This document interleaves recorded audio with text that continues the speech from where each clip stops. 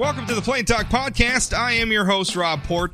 2 interviews today, so not much of a rant to start the podcast. I will apologize for missing yesterday's episode.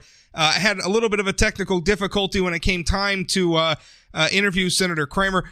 I'll be honest with you, my internet went down for a little while. We were having a lot of wind where I live, and my internet went down for a while, and that was the window of opportunity when I could interview Senator Kramer, so we ended up with no episode tomorrow. Hey, it happens. But today we have an interview with Congressman Kelly Armstrong. He answers some of your questions. Remember, he's on, I interview him every Thursday. It publishes every Friday. You can send your questions in for him to rob@sayanythingblog.com or follow my social media feeds. I solicit questions as well. The other person I interview is a state Democratic lawmaker from the Grand Forks area.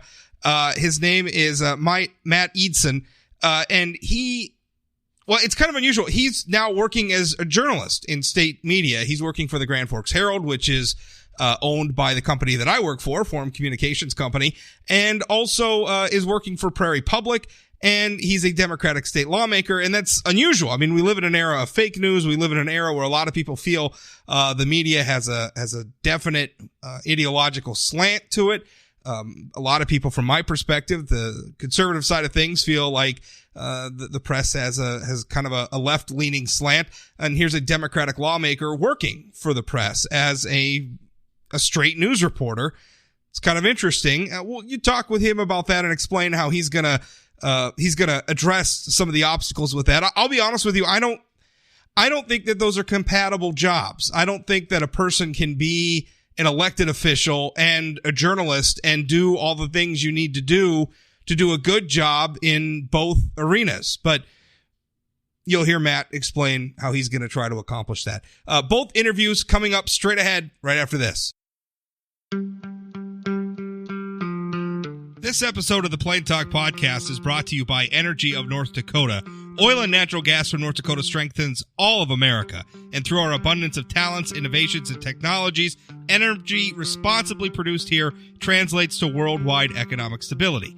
With producers and our communities working together, we're securing a sustainable future that generation after generation can build on. It's all happening right now with Energy of North Dakota. Learn more at energyofnorthdakota.com.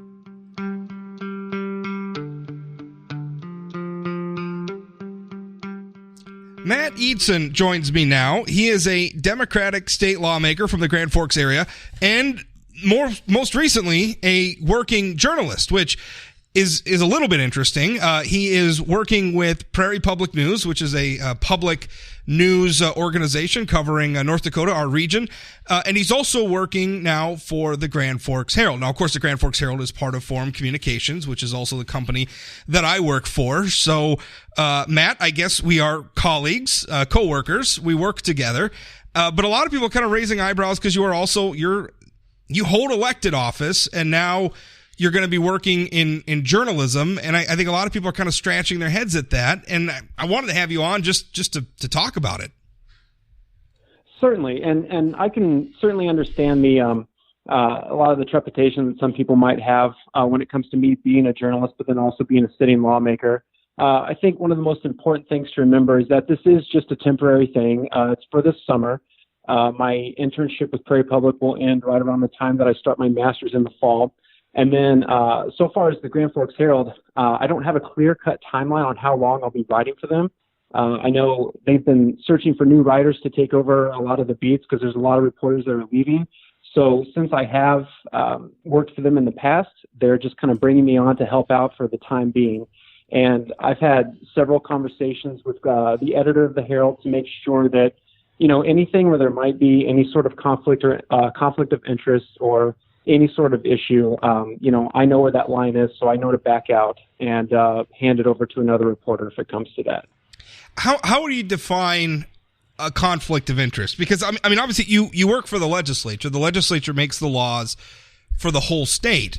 They appropriate money for the whole state. As a matter of fact, Prairie Public Broadcasting, Prairie Public receives an appropriation from the legislature, and then also for instance, I know I was reading in the article that you might be doing some coverage at the University of North Dakota. Obviously, That's a state institution. The legislature makes policy for the universities. The legislature makes appropriations for the universities. So I guess knowing all that, I mean, those all seem to be a little bit of there must be some sort of a sliding scale for conflicts of interest. How does that work? What constitutes a conflict of the sort that you would then refrain from covering the story? Certainly, and I can understand that. I think one of the ways in which we're trying to mitigate any sort of issue or conflict that might come up in the future is making sure that the beats that I cover are hyper-focused. And as you mentioned, there are possible conflicts with covering the university or with covering local politics here in Grand Forks, which is one of the things I'll be doing, as well as covering the base right outside of Grand Forks. A lot of those, just avoiding the conflict is just, doing the work of a journalist and being middle of the road and keeping in mind whatever bias that I may or may not bring to the table.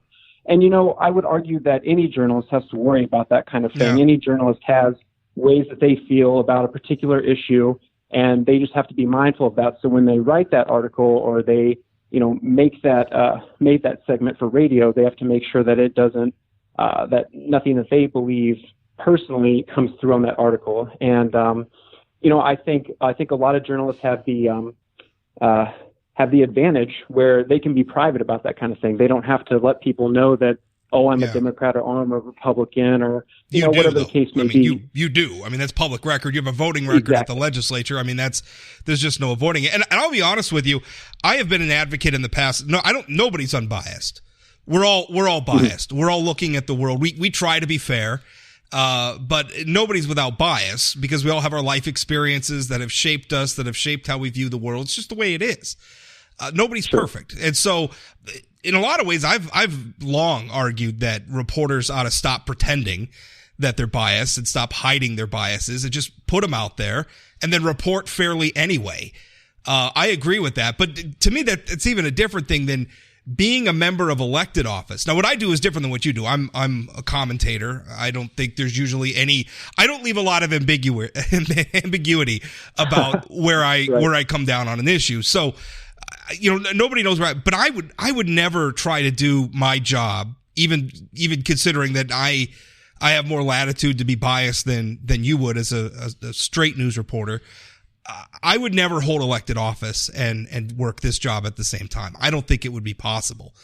I don't see how that would work. And I'm wondering, we've been talking about the reporter side, but what about the other side? I mean, you work for a news organization. If you're in a room, a Democratic Party meeting or what have you, and you learn about something that's newsworthy, how do you function? I mean, how do you split the difference? I mean, if you're sitting in a room full of Democratic party organizers or politicians and you hear something that's newsworthy, do you just sit on it then? I mean, which?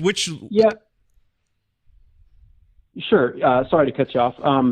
No, I think when it comes to that, and I've had this conversation before. This is just a case of making sure that I create a very clear line of separation between when I'm doing work as a journalist and then when I'm doing work as a legislator. So if I were conducting business as a legislator, so if I were in a forum or whatever the case may be, everything from that point on, I am a legislator. I am not there to learn anything new to write about. I'm not there to do any journalistic coverage in any way, shape, or form. Just as if I were covering something as a journalist, again, I wouldn't bring anything that I've learned from the legislator or any knowledge, anything like that into the interview room. And specifically with covering city politics in the future, I have wondered if there would be an instance where somebody would bring up some legislation that was passed during session. And I've said that several times what would happen is if that did happen, and if somebody did ask me a question related to legislation that was passed, I would very clearly tell them, listen, if you want to talk about that, we can absolutely do that later. But right now, I'm a journalist, and everything that you are saying to me is on the record, and I would like to keep it focused on the subject matter at hand. So I really think just the most important thing is making sure there's very clear separation, not just in my mind in the way I conduct myself, but with the people that I'm also speaking with at the time. Yeah. Because I guess I'm using it because I work in the same industry. And again, I'm not a straight news reporter. I'm a commentator, but because I talk with people all the time, and I have off the record conversations. Sometimes I have on the record conversations, but my job at the end of the day is to reveal things for the public. And again, I'm a commentator. But I mean, that's my job going in. And so I don't know how I would be able to separate that if I was in the legislature and I was, in the committee hearings, if I was having conversations with my caucus, if I was strategizing, politically strategizing, and then turn around and try to write about the legislative process or the government process or whatever. I don't see how you reconcile those things, Matt. And again, I realize that this is a short-term thing. I mean, you said that it's an internship. It's just for the summer, but it's going to be interesting to watch how you reconcile those two things, because I would think that either you're not going to be able to do your full job as a news reporter and report all of the things that you know and that you're aware of and pursue all those stories, or you're going to be isolated on the political side because nobody's going to want to have a candid conversation with the reporter in the room. Yeah, and you are right. It is difficult terrain to go through. It's a difficult thing to navigate, but I think my mindset, and not like where I'm sitting at right now, and then also where my editors are sitting at, and that is the best place to start. And that is just being as transparent as entirely possible about this whole process. And if I ever get in a situation where I am questioning something, to make sure that I bring it up to people with a higher pay grade than me and make sure that we have that discussion and try to figure out what is the best decision from that point on. Because, you're right. There is going to be some overlap, and I'm going to have to address that. And again, I think the brevity of this position, of these two positions, will definitely help with that. And also avoiding anything to do with statewide politics and trying to keep it local and just the university. But either way, I do understand there will be some overlap. And, as we go through there, if I get into a situation where I think that I need to back out of this, or this is something that I shouldn't be covering, or maybe I need to cover it in a different way, then that's the point in time that I don't keep it to myself. I take it to my editor. I'm fully transparent about it. And whether it's assigning a different journalist to the story at that time, or maybe including something in the article about the fact that I'm a legislator, or if it comes to that, those are decisions that I'll have to make with my editor. Last question. From the conservative perspective, and obviously I'm right of center. So from the conservative perspective, our complaint is that there's not a lot of the news people in news media who are right of center. Right.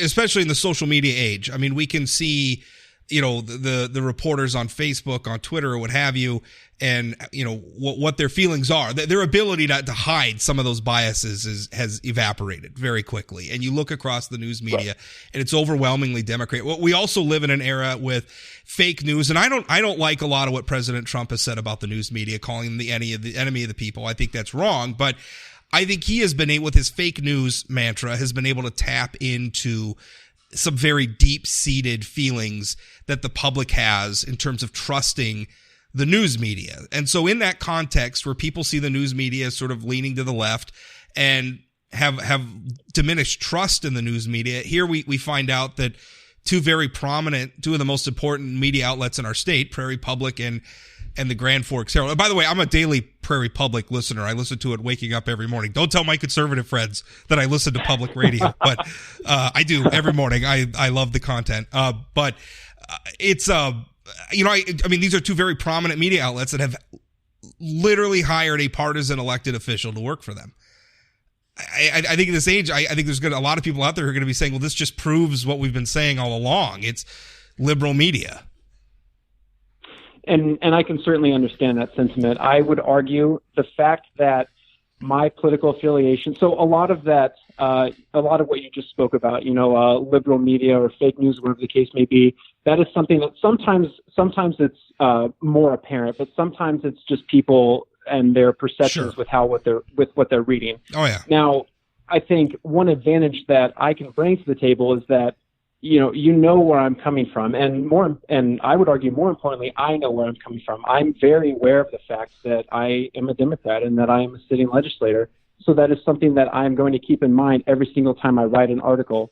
When I sit down to write something, every single word, every single paragraph that I have, I'm going to have to think, okay, are people going to think that I'm being too fair to the left, or they think I'm being too fair to the right? Like, what are people going to think of what I'm writing? And if I have to go through an editing process to make sure I'm absolutely middle of the road, that's something I'll do. And that's something that, just the attention that me getting, honestly, an internship that's for the summer and a freelancing gig that's likely just for the summer, just the attention that in itself has garnered has already gotten me on a point where I'm like, okay, I need to be hyper aware of everything that I do and make sure that I do this entirely by the book.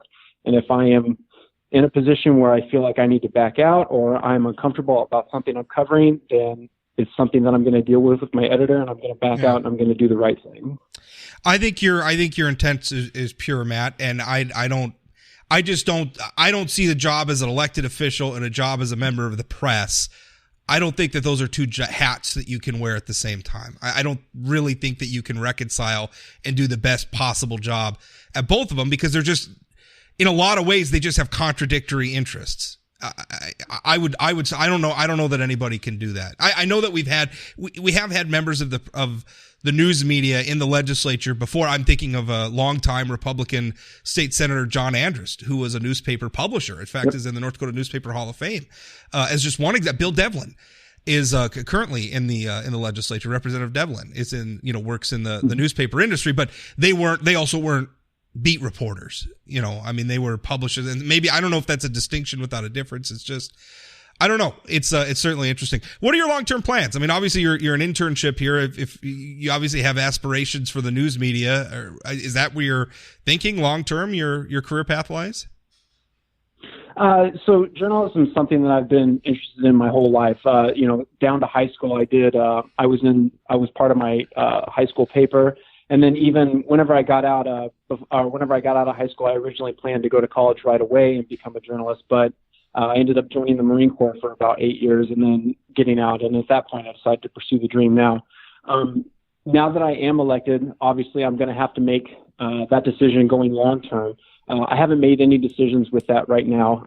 I immensely enjoy my work that I get to do with during session, and as a legislator, I enjoy working with everybody. But at the same time, I have a deep respect for what journalists do, and I have a deep respect for that profession. And, here in a few years, I'm going to have to make that decision. Right now, I can't say that I have done that, but it's definitely something that's on my mind. Well, Matt, thanks for your time. I appreciate it. Yeah, thank you, sir. I appreciate it. This episode of the Plain Talk Podcast is brought to you by Energy of North Dakota.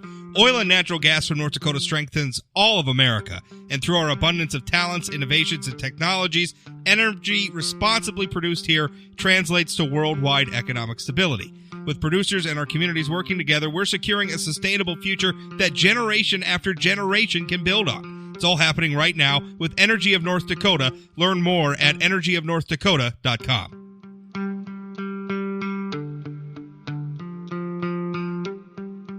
Congressman Kelly Armstrong joins me as he does every week to take your questions. If you want to submit your questions, remember you can send them to rob@sayanythingblog.com. You can also submit them via social media. If you're following me on Facebook or Twitter, or following Say Anything Blog on Facebook or Twitter, I put up threads every week soliciting questions, so you can submit your questions that way. Kelly, how the heck are you doing? I'm doing great. I've been in committees for the last 2 days, so I made it back to my office for a little bit. Now I'm talking to you and the good people in North Dakota, so it's pretty good. Well, that's good. Speaking about being in committees, yesterday you had some questions for Democratic witnesses at a meeting of the House Judiciary Committee testifying on, they're talking about the subpoena that committee Democrats had issued to Attorney General Barr. And your questions to them, and you essentially got these Democratic witnesses. Again, these are people that the Democrats themselves called to testify before this committee. You got them to agree with you that the subpoena Democrats have issued and that Democrats are holding Attorney General Barr in contempt for would have required him to break the law. I thought it was kind of interesting, because it seems like we took this, what's a very complex issue that I think a lot of Americans are having a hard time sometimes tracking, because there's so much being said about it and everything else. But you took it and you narrowed it down to a very narrow thing and said, listen, if he had followed the subpoena as it was issued to him, he would have had to break the law. Kind of an interesting moment. Yeah, it really was. And I want to be, these were good witnesses. I mean, ideologically, I don't agree necessarily with them. I mean, they're no friends of the president or the administration in some ways, But this was a good hearing about executive privilege and its history and where it applies and where it doesn't. The problem is this hearing was held after they held a contempt order on Barr. And I think it is I think it's a huge deal that 3 law professors called by Democrats to testify on executive privilege said on the record in a congressional hearing that in order to comply with the subpoena, Attorney General Barr would have had to violate federal law. I think it matters more than in the moment, because when this ends up in court, that's going to be a big, it's a pretty good defense to anything to say, hey, Judge, I'm sorry I'm held in contempt, but I couldn't break the law. Now, one of the experts argued, because and by the way, there's video of this. I'm sure you can find it all over social media. I posted it at sayanythingblog.com if you want to check it out. But during it, one of the witnesses kind of came back at you a little bit and said, yep, well, Attorney General Barr could have gone and asked a judge to basically allow the grand jury testimony to be made public or to be divulged, I guess, in compliance with the subpoena. And your response was essentially, well, but the subpoena can't compel AG Barr to go to court. I think a lot of people in the public may have heard that exchange and thought, well, that's just legal niceties. If there's a way to just put all this out in the public, why not ask a judge? I mean, why? Yeah. Explain that for me. Yeah, you know who else can go ask a judge? Who else? You know who else can go ask a judge? The chairman of the Judiciary Committee. The legislative branch cannot compel the executive branch to do something through a subpoena. I mean, that is Barr's authority to do it. If he chooses to go to court, he sure can. But the other answer is they don't need the reason they want Attorney General Barr to go to court with them is because about a month ago, there's a case out of the D.C. Circuit regarding grand jury testimony. And there's no guarantee that the court would say release the grand jury testimony. There's a pretty they really narrowed the exceptions as to when grand jury testimony can be released. You know where else they can release it? Is if they started impeachment proceedings, because impeachment proceedings are considered quasi-judicial, which is actually one of the exceptions to grand jury testimony. But they won't do that because they know that an impeachment proceeding is not what the American people want, but they have to have these pseudo-impeachment proceedings to keep their base happy. And outside of all the political noise revolving the Mueller report and Barr and all of this, I think it's incumbent on all of us to recognize that you cannot hold an attorney general in contempt for not violating the law.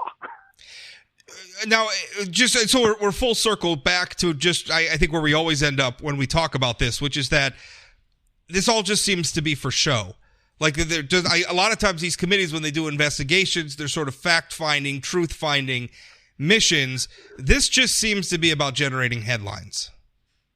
Absolutely. I mean, when Attorney General Holder went through this process and they eventually held him in contempt, prior to that, there were significant negotiations between the executive branch and the legislative branch, and various different things were released and withheld over the course of like 5 months. And in fairness to Attorney General Holder, he did release a lot of documents, but he didn't release all of them. And so after those negotiations finally broke down after a period of 5 months, that's when the Congress held him in contempt. This all happened in the span of like days. This was never about real negotiation and accommodation. This was about a headline. Let's move on and talk about something else, which is a lot in the headlines now, which is basically China. We talked about this a little bit last week, and just I will admit, we were talking about China, and it just kind of came to, and I ended up writing a longer blog post about it at sayanythingblog.com. The headline is what if the issue, I'm paraphrasing here, I can't remember my own headline, but basically, what if the issue with China is bigger than soybeans?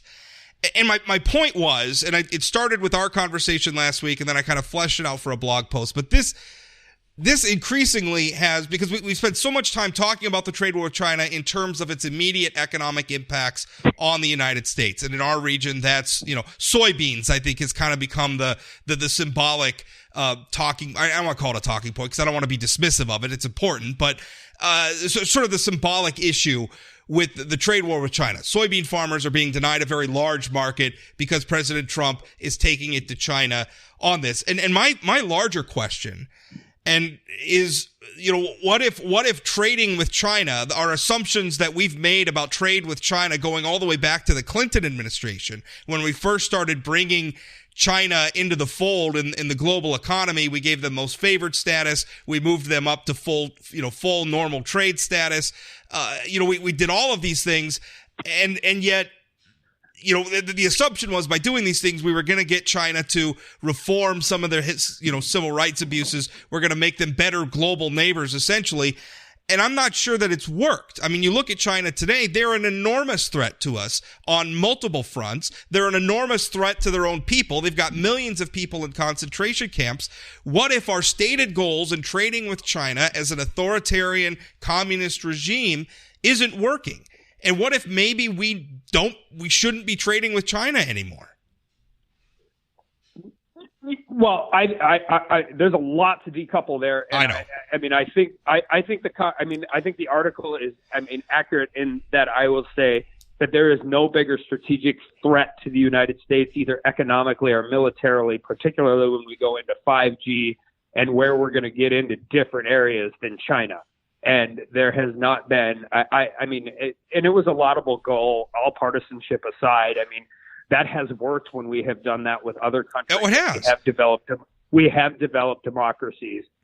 So I applaud the Clinton administration. Sure. For, and it had approaching it. Yeah, it was not a partisan. It was not a partisan issue even in its day. Plenty of Republicans agreed with President Clinton. In fact, I have spent years justifying our trade with China and other regimes on that very basis. If we have economic ties with them, if we have a trade relationship for them, that makes everything else easier with them normally. But what I'm worried about is that our trade with them has become sort of a fuel cell to make China richer and to help China reform in pursuit of the same ugly things that they've always pursued. Yeah, and I where I will push back. Well, I'll push back on you a little bit on the ag commodities and how we do tariffs. And the reason is I applaud President Trump for taking this on because I think it's truly an important issue. I think the concern is that this escalating tariffs, escalating trade wars, a little bit of this go it alone your society or go it alone strategy is not. It may be effective in its outcome, or it may last to a point where it's so long that it's no longer effective. Especially considering, we are going to be involved in trade with China. We're going to moving forward.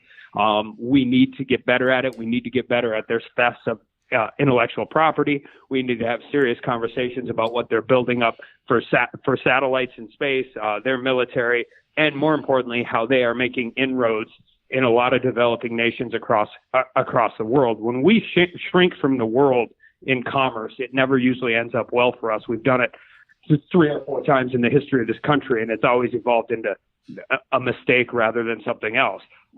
That being said, we also have to recognize that one of the things that is true with the U.S. economy throughout history is when ag country suffers, the rest of the economy suffers pretty quickly after that.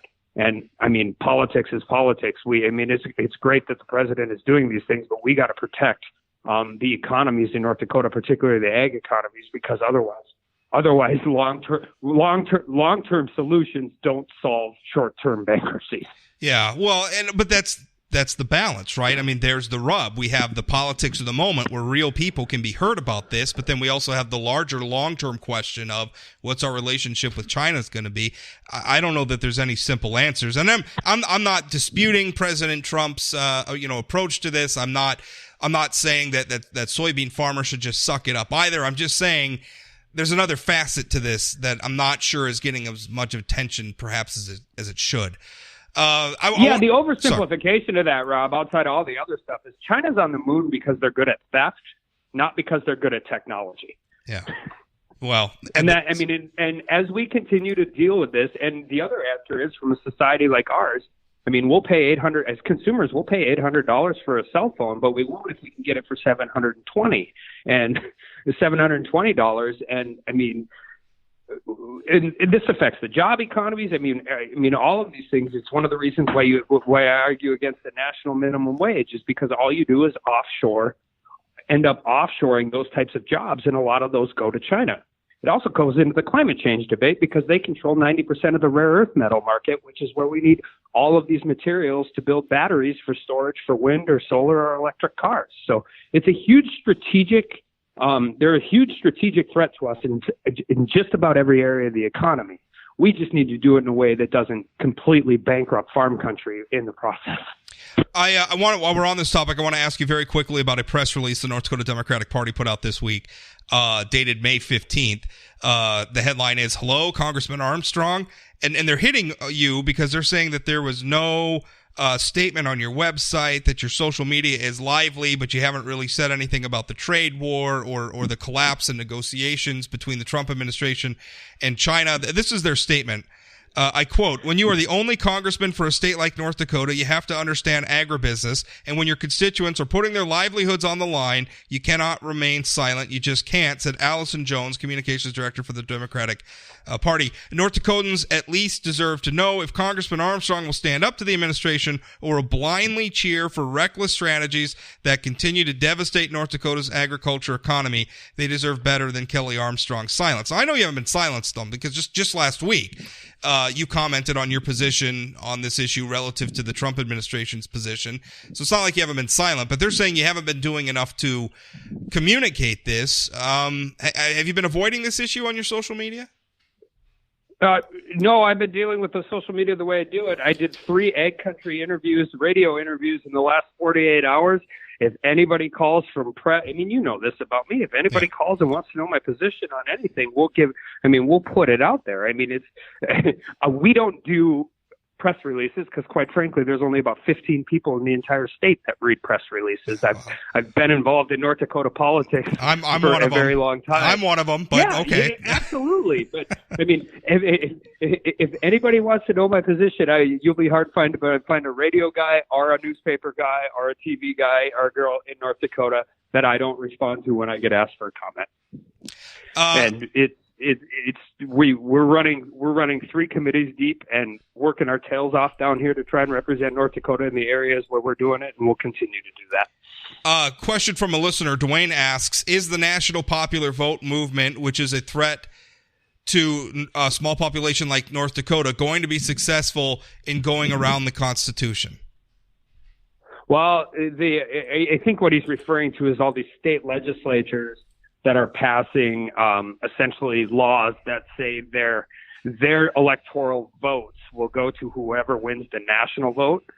And I haven't looked into the law enough. I mean, this is pretty interesting area. I think it's a novel approach. There's still quite a few states away from getting there, but I think it's something that should cause any rural community pause for concern, because what you'll end up seeing happen, and it'll be particularly Democrats right now, but it doesn't always have to be, right? I mean, the one thing about politics is it's always changing. But they'll be running up their stats in New York City and San Francisco and areas where they can do it. They're closer, they're more condensed, it's easier, it's more cost effective to do it that way. And it'll really leave producing states in the lurch. And that's not Republican states or Democratic states. It's producing districts versus consuming districts. And it's even more scary than that, because if that would ever become real, I mean, a real thing, you're anywhere from 6 to 10 years away from having policy that is not just detrimental to producing states, it'll be detrimental to the whole country. Because when you're only catering to the consumers, you are going to cause significant problems with the producers. And then 10 years later, when your producers have problems, your consumers are going to have a lot of problems. This great experiment that is a Democratic Republican is set up pretty good right now. And I also think it's the big difference between Democrats and Republicans. You know, when Romney lost his election, of Republicans, as we looked back and said, you know, it might have been a mistake to run the one Republican who couldn't run against Obamacare, since, he had instituted it as government of Massachusetts, and we need to do better and listen to our constituents about who they want to see as candidates. And when Democrats lose an election, they just want to change the rules. Well, I think there's truth in that. It also, I mean, a lot of what you're talking about is part of why I have been a little skeptical of the Republican move towards populism with the rise of Donald Trump, just because populism a lot of times is just about sort of whatever's popular on a mass scale. And I feel like government and politics should be more nuanced than that. I mean, we have disseminated, even within our state, the power to govern widely and not necessarily along the lines where it's just majority rules all the time. In fact, I think we put in a lot of place of protections to make sure that the majority doesn't rule and we don't have a tyranny of the majority, and we're protecting minority interests and minority points of view in every sense of the term that minority is. Racial minorities, unpopular speech, people, like you said, producers. I mean, the rest of the country outnumbers farmers. The rest of the country outnumbers oil workers, and yet the work that they do feed us and they power our cars and everything. It's just like you said, producing states versus non-producing states. It's a complicated issue.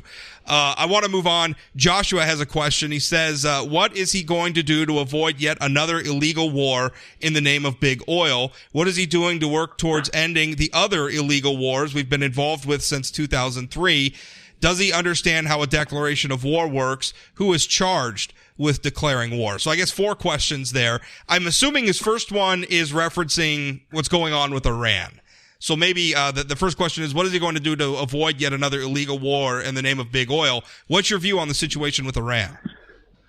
Well, I disagree with the pretext of that conversation. Yeah. I mean, when we have intelligence saying that Iran is going to use proxy, and it seems like it's credible intelligence that they're going to use some proxy assets to target American soldiers. That's not a fight about big oil. That is a fight about Iran as is the largest state sponsor of terror in the entire world, and that's a serious issue.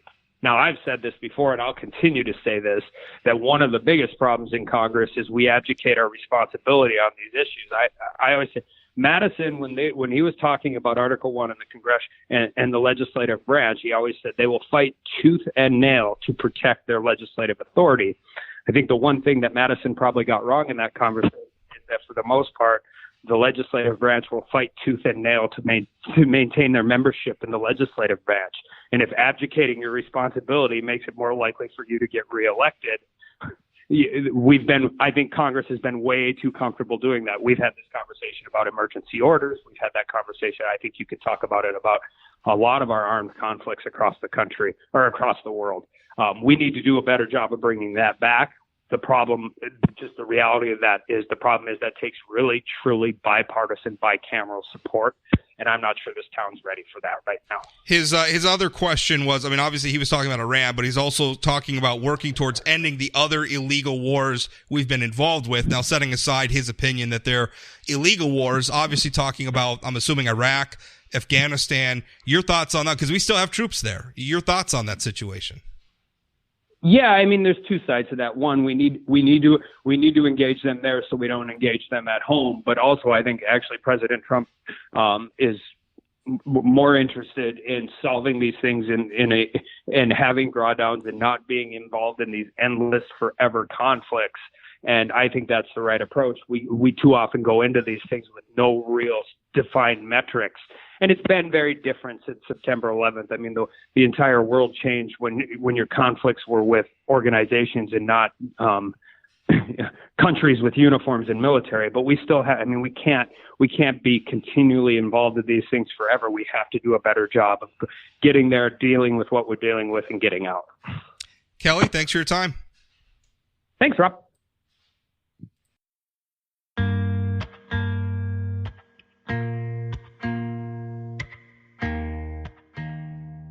That's it for today's podcast. Remember, new episodes come out most weekday mornings. If you're listening to this show on a platform that allows you to rate or review the podcast, if you would leave an honest rating or an honest review, I would sure appreciate it. Each new rating or review helps other people find the podcast, so it's a really good way to help expand my audience. So if you would do that for me, I'd appreciate it. If you ever have any feedback on the show, email me, rob@sayanythingblog.com. Follow me on social media. You can find me. Just search for Rob Porter, Say Anything Blog, or Facebook or Twitter. Pretty easy to find. If you follow me, say hi, because I like it when people say hi. And thanks for listening. I appreciate it. We'll talk again.